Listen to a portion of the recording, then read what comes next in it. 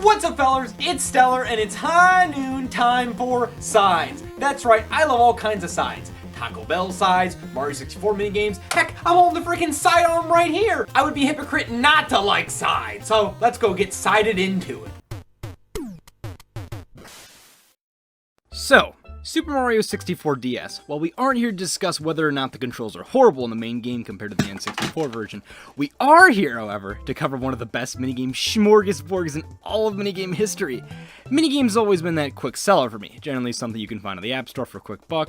While I personally wasn't into minigames on mobile devices, I was, however, a blind Nintendo fan who couldn't get enough of them on my DS. I mean, where do I even begin? Now, I know what you're thinking. Why not just look at Mario Party? Well, Mario Party literally in itself has its entire game based around minigames. It's what defines the genre in itself, which I suppose that's what Clubhouse games as well. But right now, though, I want to take a look in this current series of videos at something more of a focus on underrated or underlooked minigames that are attached to some of Nintendo's greatest hits. I play a lot of games with some absolute stellar minigame selections. Maybe I was the only one that did this, but if I didn't see a Nintendo game with a title screen that had something extra to it, we were already off to a bad start. Of course, that wasn't my final judgment for said game. I just felt that it was something lacking. I mean, this is coming from the guy who would make a new save for New Super Mario Bros. Just to watch the opening cutscene because as a kid, I thought that was the best thing to offer. But then... Yeah, there were minigames, and lots of them too. Specifically, my story was Super Mario 64 DS when I was too much of a wussy to fight King Babam, so instead I would just play the Versus single player or the Rec Room all day. Which, to me, this was my first experience with Nintendo minigames, so why don't we take a look at exactly what the Rec Room has to offer. So, you open up the Rec Room and are greeted by characters with faces of playable characters in the main game. These categories have always had a hard time gauging as to what they can be classified in, but instead New Super Mario Bros. Said fuck it and decided to remove the characters' faces with names instead. Now, I'm gonna be making these names up myself. See, New Super Mario Bros. Just didn't do a good job with naming these minigames, so we'll be going with Yoshi's face as puzzles and Loves Me Not, Mario's as strategy, Luigi's as, which should be obvious in itself because it's table, and Wario's as action and apparently variety because fuck it, how am I supposed to include Tarot reading as action? Alright, now we've got the minigames categorized, but how do they actually play? First, though, I'm not going to cover every single minigame there is to cover in this video alone. There's just way too much to talk about here for all these minigames. Frankly, I'd rather touch on what I currently feel ready to tackle. Well then, on to the first one. Yoshi starts out with sort of a mixed bag for me. They have a combination of whatever the hell this game is supposed to be, to sound matching that expects you to be not tone deaf, otherwise you can kiss that high score goodbye. A lot of the games Yoshi has feels like they were ironically designed at last, the developers just needed a place to put them. There are a few good ones that I enjoy, but why does this game need to question my love life? Yeah, Love Me Not is just a scene of Yoshi plucking a flower to see if that crush of yours will love you. The game doesn't even keep a score in the external menu of how well you've done for this game. It does do something special, however, if you get the 3 Loves Me Not in a row, but other than that, that's really about it for this game. Next up is Wanted. Your goal is to tap on a character's face that appears in the touchscreen before the time runs out. Personally, this game has already shared enough about its love for disembodied heads. I think we already get the point. I like to always imagine it's Bowser putting up these posters and you're his minions trying to find them. This game does do a pretty unique thing with moving their faces around and all, and really testing the accuracy of the DS touchscreen, but if you're like me, you don't have it calibrated and realize that isn't Luigi's face. That's just your imagination. There's some other ones like this game referencing the minigame Mario Bros. 3. I mean, it's alright. But speaking of Mario 3, that's what this mini slide theme is from. Anyways, then we get to this game. Honestly, when I first played this game when I was 8, I thought it was a joke and passed it on because I didn't really know what the heck I was supposed to do. In reality, any square you touch will flip over any square that was touching your square. Then you can solve the puzzle. Gotta say, I like the idea at first, but then it starts going where you need to flip multiple pieces at a time, and my brain just couldn't wrap around it. I mean, this game does have something going for it with a cool Yoshi theme, but other than that though, I only think I'll be playing this game for revisiting purposes. Next, we have something I like to call It Gets Good, and by good I mean holy shit, it's got debt. Yeah, the Mario games are insanely good, with sort of Splode being one of my most favorite hectic minigames in all of video game history. Not only does the music complement it well, but after you get 40 bombs on each side, you're just waiting to move that next bomb over to the corresponding color panel. Certainly this one is a keeper. What about that trampoline time? Well, I find this one pretty unique, with using that Super Mario Sunshine floodless level theme as a cool callback to when my 12-year-old self said, "Oh shit, it's trampoline time" for Super Mario 64 DS, but with less oh shit because I was 12 years old at the time. Yeah, you have to guide Mario using a limited number of trampolines to a set location. Now I'm seeing why Nintendo decided it was a bad idea to make a Fire Emblem clone.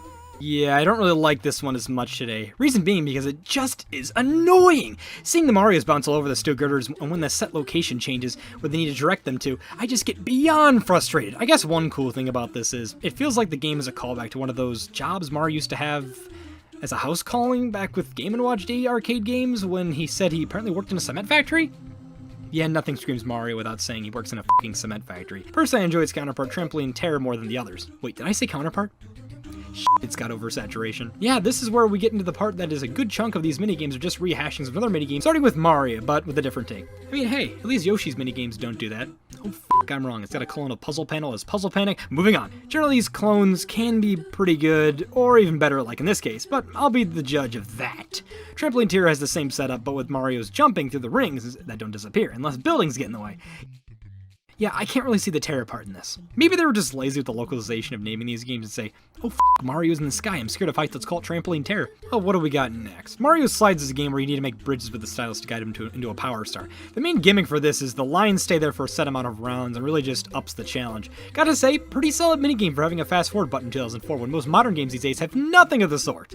It's solid, and I can't say the same for its counterpart. Connect the characters. Yeah, instead of having you do a real-time challenge with making bridges for your stylus, you have to actually take your time and think out every single move. Yeah, I'm not doing this. Yoshi's head can stay in Mario's body for all eternity. Yeah, we got this curling minigame with shells that actually does a pretty decent job at showing us what shells do in Mario. All this really does is give me flashbacks of that horrible shell minigame Mario Party Advance. But hey, this isn't Mario Party Advance. All I really care about is the counterpart minigame where your goal is to bounce the shells as much as you possibly can. Next, we have Luigi, and yeah, these are all card games.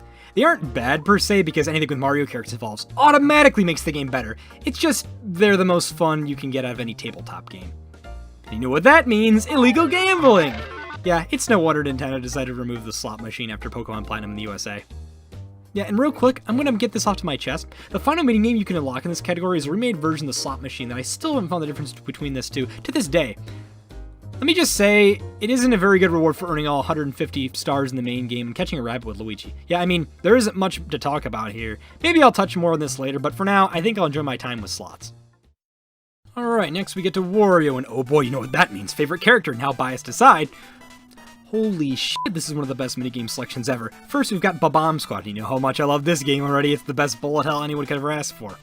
What else would you ever want? Slot Shots, its counterpart Bingo Ball, that just has so much fun arcade action you want a real-life version of it. Lakitu Launch is pretty great, counterpart to Bomb Squad that disguised itself so well that I didn't even realize it was a counterpart till now. Snowball Slalom, where you have to get your snowball to the end of the court. Yeah, this one could be better. Concentration. Oh man, I just realized I can cheat with this if I want to do because I can play back the footage. Basically, Wario hits one of these enemies I always forget the name of in sort of a Wario Land-esque art style. Please, for the love of Miyamoto and a stick, can you bring back Wario Land, Nintendo? And then coins fall down where you have to memorize where they all are. You only get one life, but something about this game just feels really appealing with it coming back in New Super Mario Bros. Is an absolute stellar multiplayer title with friends. Counterpart to this is just less coins will fall and it makes it harder to remember where they are. When I feel the first version makes it a bit harder with all the coins moving in front of you. I mean, something else cool is the fact that this game apparently is named Wrecking Crew in the files of this game.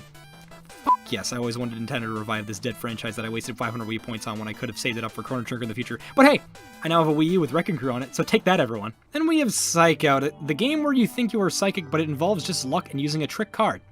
Dang, I thought I could make this as a living. Yeah, this game says you're supposed to look at the card long enough, and apparently you'll see the answer you're supposed to match your card with. Most of the time, I can either really just see the image, or I just take a wild shot in the dark and guess I'm hoping I don't lose my win streak. Yeah, I always thought I was really cool as a kid when I played this game, but now I realize this was just a nice muscle relaxer. One thing I really like about this game, though, is its unique theme it plays for Jolly Roger Bay. I can never really find enough attention for this theme, and honestly, it sounds more relaxing than the original version. Very underrated remix theme that could use a lot more attention. Alright, so while that was a quick look at the minigames for Super Mario 64 DS, I think it's only right to check out some of the minigames, which there actually isn't that many, from New Super Mario Bros. DS. Now, this actually is a multiplayer mode, unlike Mario 64 DS, so that's actually a pretty cool incentive, because not only is there new minigames, but most of the minigames we saw from the original Super Mario 64 DS are in this. But I do think Super Mario 64 DS is the definitive minigame experience. Just this one is the definitive multiplayer experience. Now, the new minigames in here are pretty interesting, to say the least. Okay, so the first one being Danger. Bob-omb, Danger. Yeah, I don't think these have the greatest of names, but whatever it may be, this is basically a survival-esque game where you have a Bob-omb moving around in the touchscreen, and you try to dodge fireballs. These honestly can get pretty intense later on. There's also a Bowser statue that will open up its mouth and move around the stage, breathing fire, making essentially half of the course unusable at any given time. So definitely keep an eye on the touchscreen and the bottom screen. So it certainly is a good multitasking game and uses the dual aspect of the DS, well, decently well, to say the least. Now, Balloon Racing, on the other hand, yeah, I can't say too much about this one because I don't know what it is. Maybe it's something to do with the 3DS system I'm using. The microphone never works. I swear, though, I've used the microphone before in this system just fine. I just don't think it works with DS games. Then again, I've always had issues with this game before, and other people have too, so yeah, I never really cared for this one anyways because it's about simply blowing to the microphone. And, yeah. Like to Launch, on the other hand, is an interesting one because this is our first exclusive versus mode game where you have to shoot Lakitus with a slingshot, and if you hit the star one, you get more points. It's a pretty simple game, but it's honestly pretty funny when the two slingshot pellets collide and make an interesting tinking sound. I mean, hey, it's better than sounding like someone scratching a chalkboard. Whack-A-Monte is the interesting game that I remember seeing on the back of the box. It's another versus game to where you have to click Monty Moles on the touchscreen. You know, it's simply your whack-a-mole. Don't click Luigi, though, otherwise, well, you'll lose points, and you can get into the negative on this one as well. This one certainly is a special spot because I don't know what it is. You know, they marketed this game on the back of the box. But something that is a bit strange is the fact that they have the Monty Moles you defeat stacked up on the top screen. I think that's a little suggestive, to say the least. Now, Snowball Slam, on the other hand, was probably one of my favorite games back then. It doesn't have the greatest controls touchscreen-wise, it's a lovely touchscreen game, and it's another versus one, but you have two Yoshis facing off on the bottom screen, and then the top screen is your opponent. Now, clicking the touchscreen allows you to throw snowballs, and this one's pretty cool to say the least. It's essentially like that one Mario Party game, but I don't know, I just personally have better memories with this one, and it's pretty freaking cool to say the least. You can get new snowballs by clicking snowmen on the touchscreen, or you can use them as shields. They'll regrow over time, since, well, you will run out of snowballs, and whoever gets the most points from hitting the other Yoshi wins. Bob-omb Trampoline isn't anything special. It's kind of like your hot potato, where you're bouncing bob-ombs, I believe, over lava, although it looks more like hot soup, to say the least. You have, I feel like, way too many lives in this game. I feel like that could have been a little bit more controlled, since some games have a normal, easy, and hard difficulty selection. But, hey, to say the least, that's not a bad game. It's pretty solid, because, hey, anything that doesn't require microphone controls is good in my book. Now, Bob-omb Reverse might be the best game on here. It certainly is slept on quite a bit. It has a cool aesthetic of basically almost like an army-like feel where Bowser Jr. is telling Bob-ombs to drop in certain places. Now, this one is honestly hectic when it comes to 4 players. Certainly it's still solid with 2 players since you're required to at least do that. But basically, you drop certain colored bob-ombs down on the field, and in doing so, they will turn into other colored bob-ombs. Now, I never really understood the mechanics completely about this. I always personally lose this because I don't really understand them super well. But I really enjoy this game, and it's really cool just to see when one color just turns all the other bob-ombs on the other opponent's field just a completely another color. Certainly a hectic game, and I highly recommend you check these out for 4-player. So those are the mini-games from Super Mario 64 DS and New Super Mario Bros. DS. While I didn't cover them all, I certainly think the ones I did cover are the highlights. But let me know if there's some of your favorites down below. I personally think that some of these could come back, and I think it would be cool if they released as a standalone collection on the Switch because these tend to be slept on. I think, honestly, the touchscreen aspects could be recreated with the mouse of the Switch 2. With that being said, then, hope everyone has a great rest of your time zone, and I'll see you all later. Bye-bye.